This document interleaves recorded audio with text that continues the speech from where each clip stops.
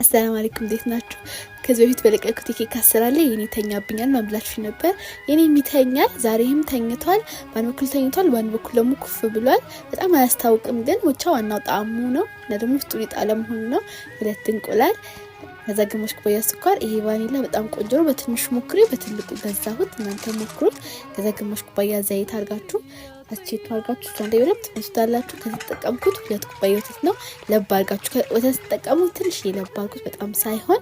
ከዛ ወደ 3 ግማሽ ያህል ቤኪንግ ፓውደር የካርቶን የምትጠቀሙ ከሆነ በላስቲክ ፍን አርጋችሁ አስቀምጡት። ይተነፍሳል። ከዛ ንፍት ምናምን አያደርግላችሁም። ስትሰሩ ትንሽ ጨው አርጋችሁ አብራችሁ ትነፍታላችሁ። እንደዚህ በጣም ያልቀጠነ በጣም ፍር ያላለ ሲሆንላችሁ ፓትራችሁን በደንብ ዘይትና ዱቄት ታደርጋላችሁ። እስከዛ ኦቨኑን ትለኩሳላችሁ።